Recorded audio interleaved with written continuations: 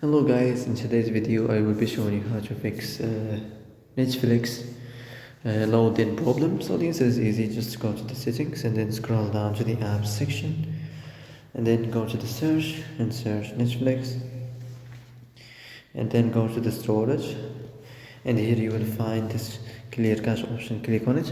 Now you can go check it if it worked, and if it didn't you can try to restart your phone or turn the Wi-Fi off and on, or the Bluetooth or the airplane mode.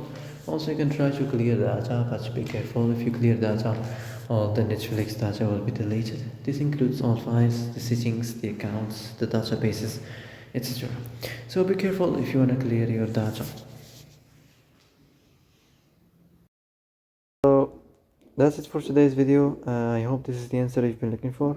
If you like this video, don't forget to like and subscribe, and see you in the next video.